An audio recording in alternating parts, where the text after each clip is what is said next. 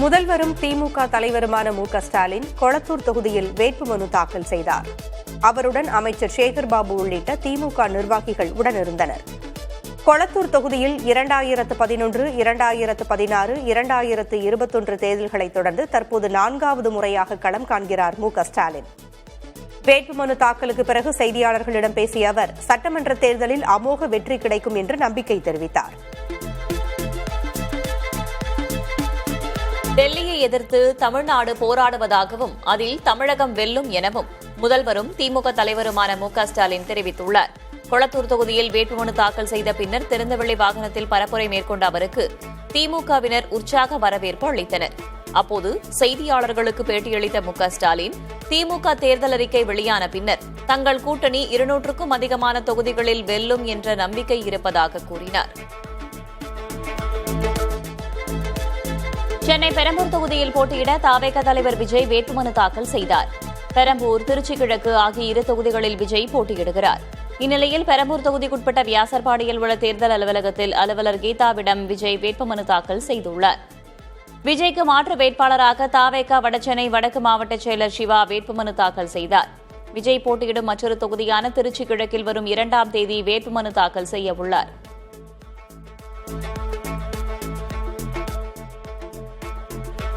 சென்னை பெரம்பூரில் தவேக தலைவர் விஜய் தாக்கல் செய்த வேட்புமனுவில் அவரது சொத்து விவரம் குறித்த தகவல் வெளியானது. அதன்படி விஜயிடம் இருக்கும் கார், நகைகள் உட்பட அசையும் சொத்தின் மதிப்பு 404 கோடி ரூபாய் என்று குறிப்பிடப்பட்டுள்ளது. அவர் சுயமாக வாங்கிய அசையா சொத்து மதிப்பு 92 கோடி ரூபாய் என்றும் அசையா சொத்தின் நடப்பு சந்தை மதிப்பு 220 கோடி ரூபாய் என்றும் தெரிவிக்கப்பட்டுள்ளது. இதனைத் தொடர்ந்து விஜயின் ஆண்டு வருமானம் எவ்வளவு என்பது குறித்தும் தெரியவந்துள்ளது. அதன்படி 2024-25 நிதியாண்டில் 184.53 கோடி ரூபாய் வருமானமும் 2023-24 நிதியாண்டில் 105.69 கோடி ரூபாய் வருமானமும் கிடைத்ததாக குறிப்பிடப்பட்டுள்ளது. தாய் வீட்டிலிருந்து பரப்புரையை தொடங்குவதாக தவேக தலைவர் விஜய் நெகிழ்ச்சியை வெளிப்படுத்தியுள்ளார். சென்னை பெரம்பூர் தொகுதியில் வேட்புமனு தாக்கல் செய்த விஜய் அதனைத் தொடர்ந்து அப்பகுதியில் பரப்புரையை தொடங்கினார். அப்போது பேசிய அவர் உழைக்கும் மக்கள், உழைப்பின் வாசம் இருக்கும் மக்கள் வசிக்கும் இடத்திலிருந்து பரப்புரையை தொடங்கும் என்று மனது சொன்னதால் இங்கிருந்து தொடங்குகிறேன் என்று கூறினார்.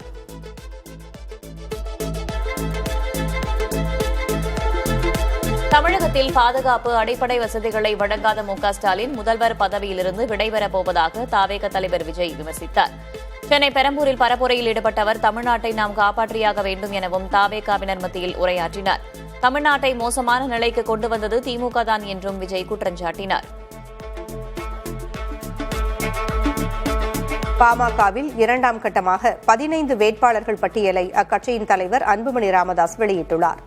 அதன்படி சென்னை பெரம்பூரில் பாமக பொருளாளர் திலகபாமாவும், தருமபுரியில் அன்புமணியின் மனைவி சௌமியாவும் களம் இறங்குகின்றனர். விருத்தாச்சலத்தில் தமிழரசி ஆதிமூலம், சேலம் மேற்கில் கார்த்தி, பென்னாகரத்தில் பாடி வே செல்வம், போளூரில் பாஸ்கரன், திருப்போரூரில் வழக்கறிஞர் பாலு ஆகியோர் போட்டியிடுகின்றனர். அதேபோல் ஜெயங்கொண்டம் தொகுதியில் வைத்தி, சேலம் வடக்கில் சதாசிவம், விக்கிரவாண்டியில் சிவக்குமார், சோளிங்கரில் சரவணன் ஆகியோர் களம் காண்கின்றனர். மயிலாடுதுறையில் சித்தமல்லி பழனிசாமி, உத்தரமேரூரில் மகேஷ்குமார், ரிஷிவந்தியம் தொகுதியில் செழியன், காட்டுமன்னார் கோவிலில் அன்பு, சோழன் ஆகியோர் வேட்பாளர்களாக அறிவிக்கப்பட்டுள்ளனர். சட்டமன்ற தேர்தலில் காரைக்குடி தொகுதியில் போட்டியிட நாம் தமிழர் கட்சியின் தலைமை ஒருங்கிணைப்பாளர் சீமான் வேட்புமனுவை தாக்கல் செய்தார். காரைக்குடி தேர்தல் அலுவலகத்திற்கு தாய் மற்றும் மனைவியுடன் சேர்ந்து சென்று தேர்தல் நடத்தும் அலுவலரிடம் சீமான் மனு தாக்கல் செய்தார். சீமானுக்கு மாற்று வேட்பாளராக அவரது மனைவி கையல்விழி வேட்புமனு தாக்கல் செய்துள்ளார். வேட்பாளருக்கான உறுதிமொழியை ஏற்ற பின் தேர்தல் அலுவலரிடம் அவர் மனு அளித்தார். திமுக தேர்தல் அறிக்கையில் வீட்டு உபயோகப் பொருட்கள் வாங்குவதற்கு 8000 ரூபாய் மதிப்புள்ள கூப்பன் வழங்கப்படும் என்ற வாக்குறுதியை நாம் தமிழர் கட்சியின் தலைமை ஒருங்கிணைப்பாளர் சீமான் விமர்சித்துள்ளார். காரைக்குடியில் செய்தியாளர்களிடம் பேசிய அவர் 8000 ரூபாய் கூப்பனில் எதுவும் வாங்கலாம் என்றால் இழந்த மானத்தை வாங்க முடியுமா என்று காட்டமாக வினவினார். தமிழகத்தின் பல்வேறு மாவட்டங்களில் நாம் தமிழர் கட்சி வேட்பாளர்கள் வேட்புமனு தாக்கல் செய்தனர். சங்ககிரியில் போட்டியிடும் நித்யா அருண் ஏர்கலப்பை சுமந்தவாறு, திருப்பரங்குன்றம் வேட்பாளர் சத்யாதேவி ஏர்கலப்பை மற்றும் ஆட்டுக்கிடாயுடனும் வந்து வேட்புமனு தாக்கல் செய்தனர். வாசுதேவநல்லூர் வேட்பாளர் இசை மதிவாணன் வேல் ஏந்தி வந்து வேட்புமனுவை தாக்கல் செய்தார். ஆவடியில் நாம் தமிழர் கட்சி வேட்பாளர் புனிதா சண்முகம் மாட்டு வண்டியில் ஊர்வலமாக சென்று வேட்புமனுவை தாக்கல் செய்தார்.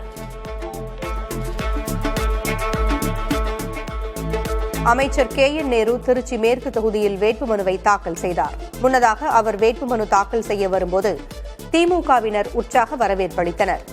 KN நேரு 10வது முறையாக தேர்தலில் போட்டியிடுவது குறிப்பிடத்தக்கது. வேட்புமனு தாக்கலுக்கு பின் பேட்டியளித்த நேரு, தாவேகா தலைவர் விஜய் போட்டியிடும் திருச்சி கிழக்கு தொகுதி திமுக பக்கம் இருக்கும் என்று நம்பிக்கை தெரிவித்தார். ஏற்கனவே பிரிட்ஜ் வைத்திருப்போருக்கு மீண்டும் பிரிட்ஜ் வழங்குவது வீண் என்பதால் கூப்பன் வழங்குகிறோம் என திமுக MP கனிமொழி விளக்கம் கொடுத்துள்ளார். சென்னை அண்ணா அறிவாலயத்தில் செய்தியாளர்களிடம் பேசிய அவர், தேவையான பொருட்களை மக்களே வாங்கிக் கொள்வதற்காக 8000 ரூபாய்க்கான கூப்பன் வழங்கப்படும் என்று அறிவிக்கப்பட்டுள்ளதாக கூறினார். திமுகவின் தேர்தல் அறிக்கை கதாநாயகன் அல்ல, அது ஒரு காமெடியன் என்று பாமக தலைவர் அன்புமணி ராமதாஸ் கடுமையாக விமர்சித்துள்ளார். கடந்த தேர்தலில் அளித்த 505 வாக்குறுதிகளில் 87% நிறைவேற்றாத திமுக தற்போது மீண்டும் அதே பழைய 63 வாக்குறுதிகளுக்கு புதுப்பெயர் சூட்டி வெளியிட்டிருப்பதாக சாடியுள்ளார். நீட் ரத்து, அரசு வேலைவாய்ப்பு போன்ற வாக்குறுதிகள் மக்களை ஏமாற்றும் சதுரங்க வேட்டை என்றும், இந்த தேர்தலில் திமுகவை வீழ்த்த மக்கள் உறுதி பூண்டிருப்பதால் இந்த அறிக்கை யாருக்கும் பயன்படாத ஆணி என்றும் அன்புமணி காட்டமாக தெரிவித்துள்ளார்.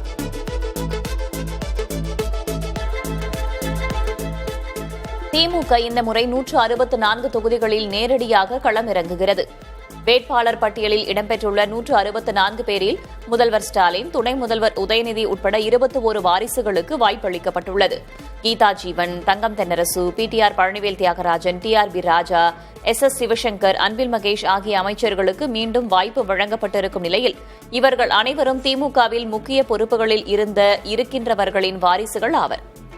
ராஜா அன்பழகன், புகழேந்தி, IP செந்தில்குமார், மனோஜ் பாண்டியன், மணிமாறன், மஞ்சனூர் இளங்கோ, ராமசாமி ஆகியோரும் வாரிசுகளில் பட்டியலில் இடம்பெற்றிருந்துள்ளனர்.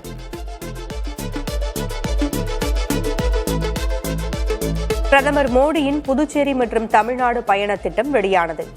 ஏப்ரல் 3ஆம் தேதி பிற்பகல் டெல்லியிலிருந்து சென்னை வரும் பிரதமர் மோடி ஹெலிகாப்டர் மூலம் புதுச்சேரிக்கு செல்கிறார். அன்று மாலை 4 மணி அளவில் புதுச்சேரியில் நடைபெறும் பரப்புரை நிகழ்வுகளில் பங்கேற்றுவிட்டு பிரதமர் மோடி மீண்டும் சென்னை திரும்புகிறார். நட்சத்திர விடுதியில் தங்கும் அவர் மறுநாள் காலை 11 மணி அளவில் சென்னையில் பாஜக நிர்வாகிகளோடு ஆலோசனை நடத்துகிறார். பின்னர் பிரதமர் மோடி கேரளா புறப்பட்டுச் செல்கிறார். கோவை வந்த பிரதமர் மோடியை வரவேற்பதற்காக பாஜக முன்னாள் தலைவர் அண்ணாமலை செல்லாதது பேசுபொருளாகி உள்ளது. கேரள சட்டமன்ற தேர்தல் பரப்புரைக்காக கோவை வழியாக பிரதமர் மோடி அம்மாநிலத்திற்கு சென்றார். கோவை விமான நிலையத்தில் பிரதமர் மோடியை பாஜகவின் எல் முருகன், நயினார் நாகேந்திரன், வானதி ஸ்ரீனிவாசன் மற்றும் கூட்டணி கட்சித் தலைவர்கள் வரவேற்றனர். ஆனால் பிரதமரை வரவேற்பவர்களின் பட்டியலில் அண்ணாமலையின் பெயர் இருந்ததாகவும், கோவையில் அவர் இருந்தும் வரவேற்க செல்லவில்லை என்றும் சர்ச்சை எழுந்துள்ளது. இதுகுறித்து செய்தியாளர்கள் எழுப்பிய கேள்விக்கு வானதி ஸ்ரீனிவாசன் பதிலளித்தார்.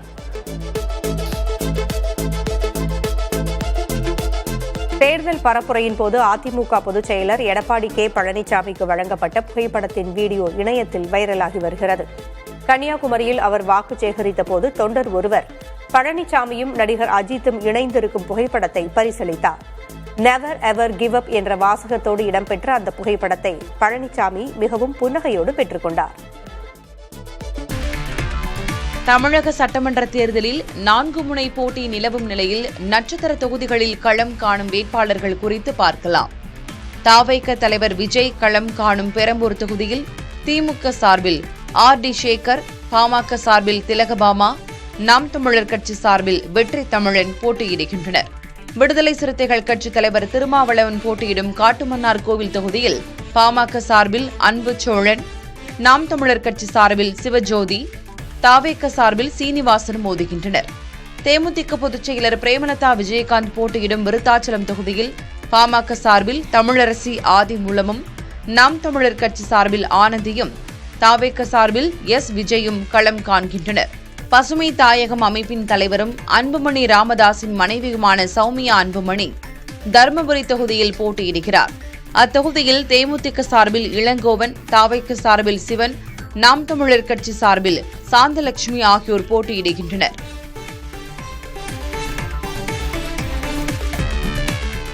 2026 தமிழக சட்டமன்ற தேர்தலில் கன்னியாகுமரி மாவட்டத்தின் பத்மநாபபுரம் மற்றும் விளவங்கோடு சட்டமன்ற தொகுதிகளை தங்களுக்குள் மாற்றிக்கொள்ள மார்க்சிஸ்ட் கம்யூனிஸ்ட் மற்றும் காங்கிரஸ் கட்சிகள் உடன்பாடு கண்டுள்ளன. மார்க்சிஸ்ட் கம்யூனிஸ்ட் மாநில செயலாளர் சண்முகம் ஆங்கில நாளிதழ் ஒன்றுக்கு இந்த தகவலை தெரிவித்திருக்கிறார். இந்த உடன்பாட்டை தமிழ்நாடு காங்கிரஸ் தலைவர் செல்வ பெருந்தகையும் உறுதிப்படுத்தியுள்ளார். புதிய உடன்பாட்டின்படி பத்மநாபபுரம் தொகுதியில் காங்கிரசும் விளவங்கோடு தொகுதியில் மார்க்சிஸ்ட் கம்யூனிஸ்ட் கட்சியும் போட்டியிட உள்ளதாக கூறப்படுகிறது. தேசிய தலைமைகளின் அதிகாரப்பூர்வ ஒப்புதலுக்கு பிறகு தொகுதி மாற்ற அறிவிப்பு வெளியாகும் என்று கூறப்படுகிறது. முன்னதாக மார்க்சிஸ்ட் கம்யூனிஸ்ட் கட்சியின் அதிகாரப்பூர்வ நாளிதழான தீக்கதிரில் அக்கட்சி போட்டியிடும் தொகுதிகள் பட்டியலிடப்பட்ட போது பத்மநாபபுரம் தொகுதிக்கு அருகில் மாற்றத்திற்கு உட்பட்டது என குறிப்பிடப்பட்டிருந்தது. இதுவே தொகுதி மாற்றம் குறித்த ஊகங்களுக்கு தொடக்க புள்ளியாக அமைந்தது. தேர்தலை ஒட்டி திமுக மற்றும் அதிமுகவின் தேர்தல் அறிக்கையில் உள்ள சில முக்கிய அறிவிப்புகளை ஒப்பீடாக பார்க்கலாம். திமுக அறிக்கையில் வருமான வரி செலுத்தாத குடும்ப மகளிருக்கு வீட்டு உபயோகப் பொருட்கள் வாங்குவதற்கு 8,000 ரூபாய் மதிப்புள்ள கூப்பன் வழங்குவதாக அறிவிக்கப்பட்டுள்ளது. அதிமுக அறிக்கையில் அனைத்து அரிசி குடும்ப அட்டைதார மகளிருக்கு குளிர்சாதன பெட்டி வழங்கப்படும் என அறிவிக்கப்பட்டது. மேலும் உதவித்தொகையாக 10,000 ரூபாய் தரப்படும் என்றும் தெரிவிக்கப்பட்டுள்ளது. தொடர்ந்து இரு கட்சி அறிக்கைகளிலும் மாதம் 2,000 ரூபாய் மகளிர் உரிமை தொகை, மாதம் 2,000 ரூபாய் முதியோர் உரிமை தொகை, மீன்பிடி தடைக்கால சிறப்பு நிவாரண தொகையாக 12,000 ரூபாய் வழங்கப்படும் என்றும் அறிவிக்கப்பட்டுள்ளது. நெல் கொள்முதல் விலை ஒரு குவிண்டாலுக்கு 3,500 ரூபாயும், கரும்பு கொள்முதல் விலை ஒரு டன்னுக்கு 4,500 ரூபாயும் வழங்கப்படும் என்று இரு கட்சி அறிக்கையிலும் அறிவிக்கப்பட்டுள்ளது. தமிழக வெற்றிக் கழக தலைவர் விஜய் ஒரே தேர்தலில் பெரம்பூர், திருச்சி கிழக்கு என 2 தொகுதிகளில் போட்டியிடுவது கவனம் ஈர்த்துள்ளது. ஆனால் தமிழக சட்டமன்ற தேர்தல் வரலாற்றில் இது முதன்முறை இல்லை என்பதும் குறிப்பிடத்தக்கது. 1991ஆம் ஆண்டு தேர்தலில் முன்னாள் முதல்வர் ஜெயலலிதா பர்கூர், காங்கேயம் என 2 தொகுதிகளிலும் போட்டியிட்டு வெற்றி பெற்றார். பின்னர் காங்கேயம் சட்டமன்ற தொகுதி உறுப்பினர் பதவியை ராஜினாமா செய்தார். அதேபோல் புதிய தமிழகம் கட்சியின் தலைவர் கிருஷ்ணசாமி 2001ஆம் ஆண்டு தேர்தலில் வால்பாறை, ஒட்டப்பிடாரம் ஆகிய தொகுதிகளில் போட்டியிட்டு 2லும் தோல்வியடைந்தார். இந்த வரிசையில் தற்போது தவேக தலைவர் விஜய் 2 தொகுதிகளில் போட்டியிட உள்ளது குறிப்பிடத்தக்கது. தவேக வேட்பாளர் பட்டியலில் விஜய் என பெயரை கொண்ட 17 நபர்கள் இடம்பெற்றுள்ளனர். பெரம்பூர், திருச்சி கிழக்கு ஆகிய தொகுதிகளில் தவேக தலைவர் விஜய் போட்டியிடுகிறார். திருச்சி கிழக்கு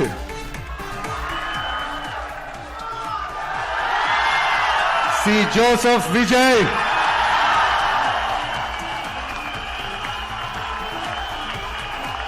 மாதவரம் தொகுதியில் எம்எல் விஜய் பிரபு, ராயபுரம் தொகுதியில் KV விஜய் தாமு, ஆற்காடு தொகுதியில் GV விஜய் மோகன் போட்டியிடுகின்றனர். இதேபோன்று மயிலம் தொகுதியில் A. விஜய் நிரஞ்சன், விக்கிரவாண்டி தொகுதியில் விஜய் வடிவேல், திருக்கோவிலூரில் விஜய் R. பரணி பாலாஜி, ஈரோடு கிழக்கில் M. விஜய் பாலாஜி, சேலம் தெற்கில் A. விஜய் தமிழன் பார்த்திபன் களம் காணுகின்றனர். அந்தியூர் தொகுதியில் M. விஜய் வெங்கடேஷ், விருத்தாச்சலத்தில் S. விஜய், தஞ்சையில் R. விஜய் சரவணன், உசிலம்பட்டியில் M. விஜய் ஆகியோர் போட்டியிடுகின்றனர்.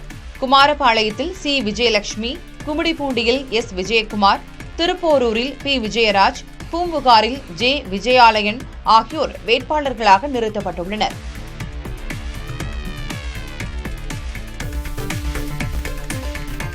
வாக்காளர்களுக்கு பணம் கொடுப்பதை தடுக்க கடும் விதிகளை உருவாக்கவும், வெயிலில் பொதுமக்கள் மற்றும் குழந்தைகளை அரசியல் கூட்டங்களில் பங்கேற்க கட்டாயப்படுத்துவதை தடுக்கவும் கோரி மதுரையைச் சேர்ந்த KK ரமேஷ் சென்னை உயர்நீதிமன்ற மதுரை அமர்வில் மனு தாக்கல் செய்துள்ளார். தேர்தல் விதிமீறல்களால் தேர்தல் ஒத்திவைக்கப்பட்டாலோ அல்லது ரத்து செய்யப்பட்டாலோ மறு தேர்தலுக்காகும் செலவை சம்பந்தப்பட்ட வேட்பாளர் அல்லது கட்சித் தலைவரிடமிருந்தே வசூலிக்க உத்தரவிட வேண்டும் என்று அவர் மனுவில் வலியுறுத்தியுள்ளார். தேர்தல் தொடர்பான வழக்குகள் அனைத்தும் சென்னை முதன்மை அமர்வுக்கு மாற்றப்பட்டு அங்கேயே விசாரணைக்கு எடுக்கப்படும் என தலைமை நீதிபதி தர்மாதிகாரி தலைமையிலான அமர்வு தெரிவித்தது.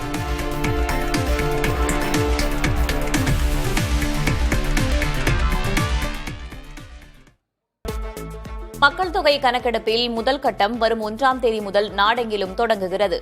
ஏப்ரல் 1 முதல் செப்டம்பர் 30ஆம் தேதி வரை நடைபெறும் கணக்கெடுப்பில் வீடுகள் குறித்த விவரங்கள் சேகரிக்கப்படும். 2வது கட்டம் வரும் ஆண்டு பிப்ரவரி 1 தேதி தொடங்கி அம்மாத இறுதி வரை நடைபெறும். இதற்கிடையே மக்கள் தொகை கணக்கெடுப்பு குறித்து மக்களுக்கு எழும் பொதுவான 33 கேள்விகளையும் அதற்கான விளக்கங்களையும் அரசு வெளியிட்டுள்ளது. அதன்படி திருமணம் செய்து கொள்ளாமல் சேர்ந்து வாழும் ஆணும் பெண்ணும் தாங்கள் தொடர்ந்து அவ்வாறே வாழ்வோம் என உறுதியாக நம்பினால் அவர்களை தம்பதியாக கருதி பதிய வேண்டும் என்பது உள்ளிட்ட விளக்கங்கள் தரப்பட்டுள்ளன.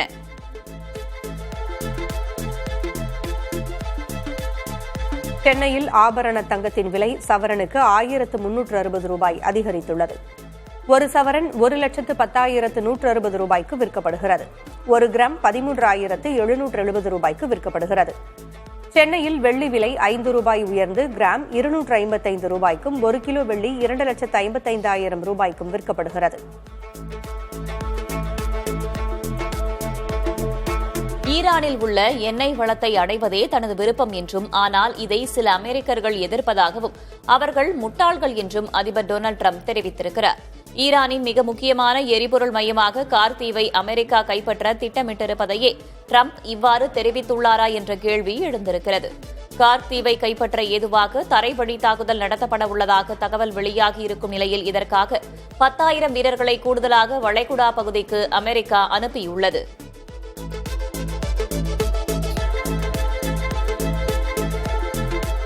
கார்த்தீவு மீது அமெரிக்கா தாக்குதல் நடத்தினால் ஈரானும் கடுமையான பதிலடி கொடுக்கும் என்று எதிர்பார்க்கப்படுகிறது. இதனால் மேற்காசிய போர் மேலும் தீவிரமடையும் என்று அஞ்சப்படுகிறது. கார்த்தீவு ஈரானின் வருவாய் ஆதாரமாக திகழ்வதோடு சீனா உள்ளிட்ட பல நாடுகளுக்கும் இங்கிருந்துதான் கச்சா எண்ணெய் ஏற்றுமதியாகிறது. இதை அமெரிக்கா வசப்படுத்துவது உலக எண்ணெய் சந்தையில் பெரும் தாக்கத்தை ஏற்படுத்துவதோடு போர் மேலும் நீளச் செய்யும் என்றும் விரிவடையச் செய்யும் என்றும் நிபுணர்கள் எச்சரித்துள்ளனர். மண்ணெண்ணெயை பெட்ரோல் பங்குகளிலும் விற்க அனுமதிக்கப்பட்டிருக்கிறது. எரிபொருள் தட்டுப்பாட்டை கருத்தில் கொண்டு இந்த அறிவிப்பை மத்திய உள்துறை அமைச்சகம் அறிவித்துள்ளது. பெட்ரோல் பங்குகளில் மண்ணெண்ணெய் விற்க தடை இருந்தாலும் விதிகளை தளர்த்தி இந்த உத்தரவு பிறப்பிக்கப்பட்டுள்ளது. எனினும் இந்த உத்தரவு 60 நாட்களுக்கு மட்டுமே பொருந்தும். மேலும் ரேஷன் கடைகள் மூலம் விநியோகிக்க ஏதுவாக மண்ணெண்ணெய் விநியோகத்தையும் மத்திய அரசு மீண்டும் தொடங்கியுள்ளது. அஸ்ஸாமின் அமைதிக்கு பாஜகவின் இரட்டை எஞ்சின் அரசே காரணம் என்று பிரதமர் நரேந்திர மோடி உறுதிபட தெரிவித்தார். நமோ செயலி வாயிலாக அஸ்ஸாம் பாஜக பூத் கமிட்டி நிர்வாகிகளோடு உரையாற்றிய அவர் காங்கிரஸ் ஆட்சியில் அஸ்ஸாம் வன்முறை காடாக இருந்ததாக விமர்சித்தார். கடந்த 10 ஆண்டுகளில் 12 வரலாற்று சிறப்புமிக்க அமைதி ஒப்பந்தங்களின் மூலம் மாநிலம் மீண்டிருப்பதாக தெரிவித்தார். பாஜக மட்டுமே இளைஞர்களின் எதிர்காலத்தை பாதுகாத்திருப்பதாக குறிப்பிட்டார். தேர்தல் நேரத்தில் பரப்பப்படும் AI போலி வீடியோக்கள் குறித்து தொண்டர்கள் விழிப்போடு இருக்க வேண்டும் என்றும் பிரதமர் எச்சரிக்கை விடுத்தார். கேரளத்தில் காங்கிரஸை வீழ்த்த இடதுசாரி கூட்டணியுடன் பாஜக மறைமுக கூட்டணியை வைத்திருப்பதாக ராகுல் காந்தி கூறியுள்ளார். கேரள மாநிலம் பத்தனந்திட்டாவில் தேர்தல் கூட்டத்தில் பேசிய ராகுல் காந்தி இத்தேர்தலில் தங்களை தோற்கடிக்க பாஜக வேலை செய்து வருவதாகவும், தேசிய அளவில் அவர்களை எதிர்க்கக்கூடிய ஒரே கட்சி காங்கிரஸ் என்பதுதான் இதற்கு காரணம் என்றும் கூறினார். நாடெங்கும் எதிர்க்கட்சிகளின் தலைவர்கள் மத்திய அரசு நெருக்கடிகளை சந்திப்பதாகவும், கேரளாவில் மட்டும் அதுபோன்ற நெருக்கடிகள் இல்லை எனவும் ராகுல் தெரிவித்தார்.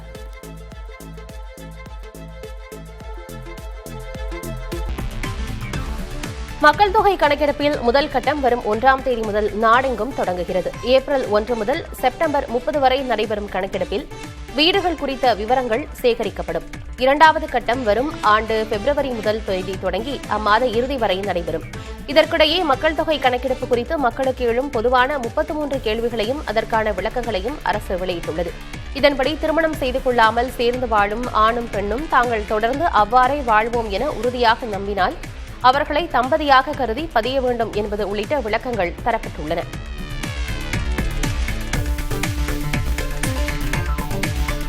பெற்றோரை புறக்கணிக்கும் அரசு மற்றும் தனியார் ஊழியர்களின் சம்பளத்தில் 15% பிடித்தம் செய்யும் மசோதா தெலுங்கானா சட்டப்பேரவையில் நிறைவேறியது. இதன்படி பாதிக்கப்பட்ட பெற்றோர்கள் புகார் அளித்தால் விசாரணை நடத்தப்பட்டு ஊழியரின் ஊதியத்திலிருந்து அதிகபட்சமாக 10,000 ரூபாய் அல்லது 15% பிடித்தம் செய்யப்பட்டு நேரடியாக பெற்றோர்களுக்கு வழங்கப்படும். இந்த சட்டம் எம்எல்ஏக்கள், உள்ளாட்சி பிரதிநிதிகள் உட்பட அனைத்து மக்கள் பிரதிநிதிகளுக்கும் பொருந்தும் என்றும் தெரிவிக்கப்பட்டுள்ளது. பெங்களூரு பரப்பன அக்ரஹாரா மத்திய சிறையில் கைதிகள் தடையின்றி ஸ்மார்ட் போன்களை பயன்படுத்துவது, அறையிலேயே தொலைக்காட்சி நிகழ்ச்சிகள் மற்றும் நெட்ஃபிளிக்ஸ் போன்ற OTT தளங்களையும் பார்ப்பது போன்ற வீடியோக்கள் இணையத்தில் வைரலாகி அதிர்ச்சியை ஏற்படுத்தியுள்ளன. இந்த விவகாரத்தில் 2 உதவி ஜெயிலர்கள் உள்ளிட்ட 3 அதிகாரிகள் பணியிடை நீக்கம் செய்யப்பட்டுள்ளனர். சிறைக்குள் இதுகுறித்து உயர்மட்ட விசாரணைக்கு உத்தரவிடப்பட்டுள்ளது. தங்களுக்கு ஸ்மார்ட் போன் வசதிகளை சிறைத்துறை டிஜிபி அலோக் குமார் தான் செய்து கொடுத்ததாக கைதிகள் முதலில் குற்றம் சாட்டினர். ஆனால் சிறையில் கடுமையான விதிகளை டிஜிபி அமல்படுத்தியதால் அவரை பழிவாங்க கைதிகள் பொய் கூறியது விசாரணையில் தெரியவந்துள்ளது.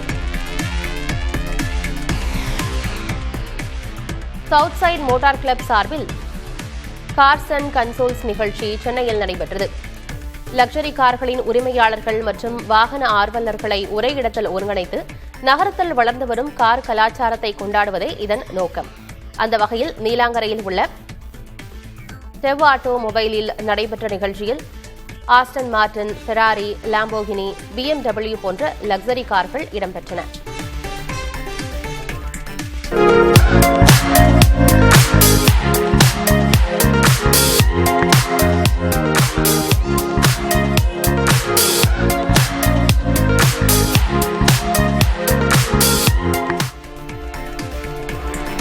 நீலகிரி மாவட்டம் குன்னூர் சிம்ஸ் பூங்கா நர்சரியில் தோட்டக்கலைத்துறை சார்பில் முதன்முறையாக மேற்கொள்ளப்பட்ட கருப்பு கேரட் சாகுபடி சோதனை வெற்றிகரமாக முடிந்தது. டெல்லியிலிருந்து வரவழைக்கப்பட்ட இந்த வகை கேரட் 3 மாதங்களுக்கு பிறகு தற்போது அறுவடை செய்யப்பட்டுள்ளது. சாதாரண ஆரஞ்சு கேரட்டை விட அதிக ஆக்சிஜனேற்றிகள் மற்றும் நோய் எதிர்ப்பு சக்தி கொண்டதாக கூறப்படும் இக்கருப்பு கேரட்டை விரைவில் விவசாயிகளுக்கு பரிந்துரைத்து சந்தைப்படுத்த தோட்டக்கலைத்துறை திட்டமிட்டுள்ளது. மாமல்லபுரம் அடுத்த நெம்மேலி கிழக்கு கடற்கரை சாலையில் அமைந்துள்ள தர்காவின் 353ஆம் ஆண்டு சந்தனக்கூடு திருவிழா வெகு விமரிசையாக நடைபெற்றது. இதில் இசையமைப்பாளர் AR ரஹ்மான் கலந்து கொண்டு சிறப்பு வழிபாடு செய்தார். சென்னை, செங்கல்பட்டு உள்ளிட்ட பல்வேறு பகுதிகளில் இருந்து ஆயிரக்கணக்கானோர் இதில் பங்கேற்றனர்.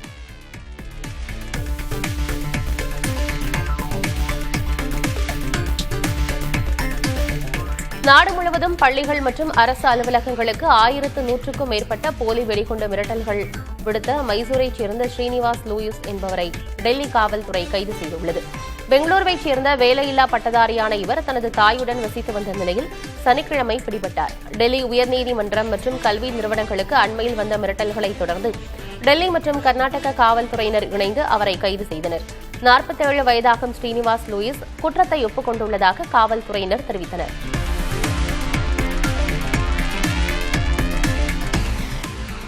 மண்ணெண்ணெயை பெட்ரோல் பங்குகளிலும் விற்க அனுமதிக்கப்பட்டுள்ளது. எரிபொருள் தட்டுப்பாட்டை கருத்தில் கொண்டு இந்த அறிவிப்பை மத்திய உள்துறை அமைச்சகம் தெரிவித்துள்ளது.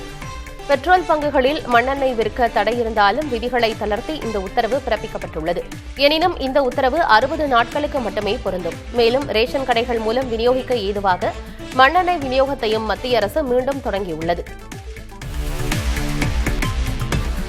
இலங்கையில் எரிபொருள் தட்டுப்பாடு தீவிரமடைந்து வரும் நிலையில் அங்கு 20,000 மெட்ரிக் டன் டீசலையும் 18,000 மெட்ரிக் டன் பெட்ரோலையும் இந்தியா அனுப்பியுள்ளது. பிரதமர் மோடியுடன் இலங்கை அதிபர் அனுரகுமார திசநாயக்க தொலைபேசியில் பேசியிருந்த நிலையில் இந்த உதவி வழங்கப்பட்டுள்ளது. இந்த எரிபொருள் இலங்கை வந்தடைந்ததாக அங்குள்ள இந்திய தூதரகம் உறுதிப்படுத்தியுள்ளது.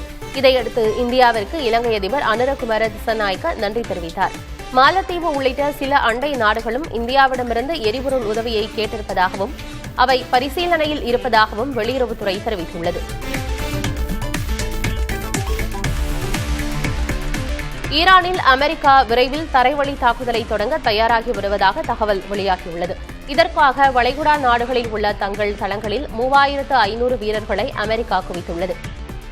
USS திரிபோலி கப்பலில் 2500 வீரர்கள் வந்துள்ளனர். அமெரிக்க அதிபர் டிரம்ப் உத்தரவிட்டால் உடனடியாக தரைவழி தாக்குதலை தொடங்கும் ஏற்பாடுகளை பென்டகன் மேற்கொண்டுள்ளது. மேற்காசிய போர் தொடங்கி 30 நாட்கள் ஆகியுள்ள நிலையில் இதுவரை வான்வழி தாக்குதல் மட்டுமே நடந்து வருகிறது. ஒரு போரில் வெற்றி தோல்வியை நிர்ணயிப்பதில் தரைவழி தாக்குதலை முக்கிய பங்கு வகிப்பது குறிப்பிடத்தக்கது.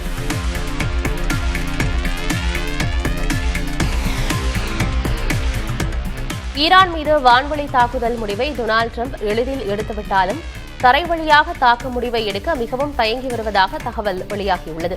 ஈரானின் பிரதான நிலப்பகுதியை பிரம்மாண்டமான மலைகள் சூழ்ந்துள்ளதே இதற்கு காரணம். இதுபோன்ற சூழலில் எவ்வளவுதான் படைபலம் இருந்தாலும் முன்னேறி சென்று எதிரிகளை தாக்குவது மிக கடினமான பணி.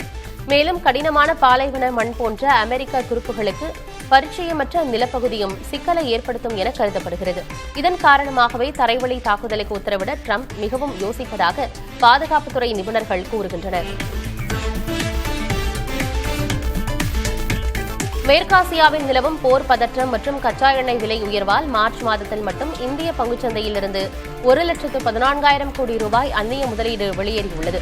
இது இந்திய வரலாற்றிலேயே ஒரே மாதத்தில் நிகழ்ந்த மிக அதிகப்படியான வெளியேற்றமாகும். அமெரிக்க பத்திரங்களின் லாபம் அதிகரித்ததால் முதலீட்டாளர்கள் பாதுகாப்பான சந்தைகளை நோக்கி நகர்ந்துள்ளனர். இதனால் 2026ஆம் ஆண்டில் இதுவரை மொத்தம் 1.27 லட்சம் கோடி முதலீடுகள் வெளியேறியுள்ளன.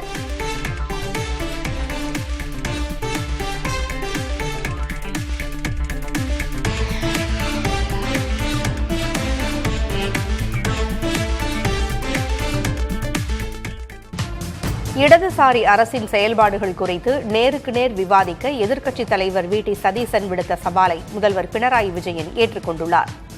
இதையடுத்து ஃபேஸ்புக் சமூக தளத்தில் வி டி சதீசன் பதிவிட்டுள்ளார். முதலமைச்சர் விவாதத்திற்கு தயார் என்று கூறிவிட்ட நிலையில் அதற்கான இடத்தையும் நேரத்தையும் அவரே முடிவு செய்யலாம் என்றும் அதற்கேற்ப நான் அங்கு வருவேன் என்றும் மற்றதை மக்கள் தீர்மானிக்கட்டும் என்றும் குறிப்பிட்டுள்ளார். கடந்த 10 ஆண்டுகளில் இடதுசாரி அரசாங்கம் கட்டிய வீடுகளின் எண்ணிக்கை முன்னாள் முதல்வர் உம்மன் சாண்டி ஆட்சி காலத்தில் கட்டப்பட்ட வீடுகளை விட குறைவு என்று சதீசன் விமர்சித்திருந்தார். இதுவே இருதரப்பிற்கும் விவாதத்தை கிளப்பி நேரடி விவாதத்திற்கு வழிவகுத்துள்ளது.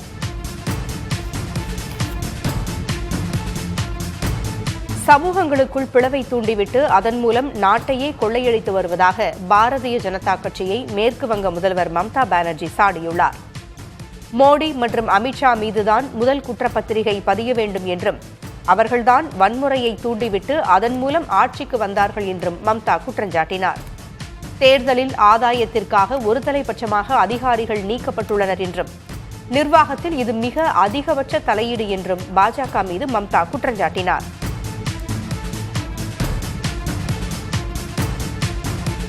பீகார் சட்ட மேலவையிலிருந்து முதல்வர் நிதிஷ்குமார் விலகியுள்ளார். நிதிஷ்குமார் மாநிலங்களவைக்கு தேர்வாகியுள்ள நிலையில் சட்ட மேலவை பதவியை கைவிட்டுள்ளார். வரும் மாதம் 10ஆம் தேதி மாநிலங்களவை உறுப்பினராக நிதிஷ்குமார் பதவியேற்பார் என்றும் தகவல்கள் வெளியாகியுள்ளன. முதல்வர் பதவியையும் நிதிஷ்குமார் ராஜினாமா செய்ய உள்ள நிலையில் ஐக்கிய ஜனதா தளம் கட்சியின் மூத்த தலைவர்கள் அவரது வீட்டிற்கு சென்று ஆலோசனை மேற்கொண்டுள்ளனர். எனினும் நிதிஷ்குமார் மேலும் 6 மாதங்களுக்கு முதல்வராக நீடிப்பார் என்றும் சட்டம் அதை அனுமதிக்கிறது என்றும் பீகார் அமைச்சர் ஸ்ரவன்குமார் கூறியுள்ளார்.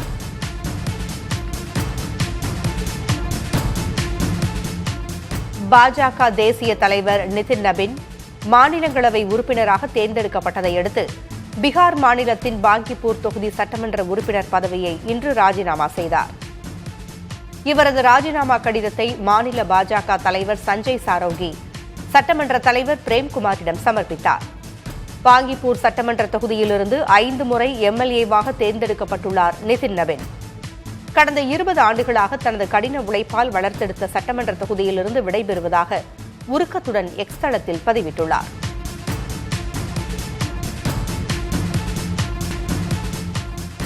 $7,104 கோடி முதலீட்டில் மின்னணு உதிரி பாகங்களை உற்பத்தி செய்யும் திட்டத்திற்கு மத்திய அமைச்சரவை ஒப்புதல் தெரிவித்துள்ளது. இதன் மூலம் புதிதாக 14,246 வேலை வாய்ப்புகள் உருவாகும் என்று மத்திய மின்னணுவியல் துறை செயலர் எஸ் கிருஷ்ணன் தெரிவித்துள்ளார். மின்னணு உதிரிப்பாக உற்பத்திக்காக 75 விண்ணப்பங்கள் வந்திருப்பதாகவும் அவர் கூறினார். இதையடுத்து மின்னணு உதிரிப்பாக உற்பத்தியில் செய்யப்பட்ட முதலீடுகள் 84,515 கோடி ரூபாயாக உயரும் என்று கூறப்படுகிறது. பல்வேறு திருத்தங்களுடன் கூடிய திவால் சட்ட மசோதா நாடாளுமன்ற மக்களவையில் நிறைவேறியது. இதற்கு முன் நடைபெற்ற விவாதத்தில் பேசிய மத்திய நிதியமைச்சர் நிர்மலா சீதாராமன், இந்தியாவில் வங்கிகளின் ஆரோக்கியத்தை உறுதிப்படுத்துவதில் திவால் சட்டம் முக்கிய பங்காற்றி வருவதாக குறிப்பிட்டார். திவால் தீர்வு விண்ணப்பங்களை ஏற்றுக்கொள்வதற்கான கால அவகாசத்தை குறைப்பது உள்ளிட்ட பல மாற்றங்கள் இந்த மசோதாவில் இடம்பெற்றுள்ளன. வங்கிகளில் குறித்த காலத்திற்குள் திரும்ப வராத கடன்களை திரும்ப வசூலிக்க இன்சால்வென்சி அண்ட் பேங்க்ரப்டசி கோட் என்ற சட்டம் உள்ளது. இச்சட்டம் இதுவரை 7 முறை திருத்தப்பட்டுள்ளது. நாடு முழுவதும் பள்ளிகள் மற்றும் அரசு அலுவலகங்களுக்கு 1,100க்கும் மேற்பட்ட போலி வெடிகுண்டு மிரட்டல்களை விடுத்த மைசூரைச் சேர்ந்த ஸ்ரீனிவாஸ் லூயிஸ் என்பவரை டெல்லி காவல்துறையினர் கைது செய்துள்ளனர். பெங்களூரைச் சேர்ந்த வேலையில்லா பட்டதாரியான இவர் தனது தாயோடு வசித்து வந்த நிலையில் சனிக்கிழமை பிடிபட்டார். டெல்லி உயர்நீதிமன்றம் மற்றும் கல்வி நிறுவனங்களுக்கு அண்மையில் வந்த மிரட்டல்களை தொடர்ந்து டெல்லி மற்றும் கர்நாடக காவல்துறையினர் இணைந்து அவரை கைது செய்தனர். 47 வயதாகும் ஸ்ரீனிவாஸ் லூயிஸ் குற்றத்தை ஒப்புக்கொண்டிருப்பதாக காவல்துறையினர் தெரிவித்தனர்.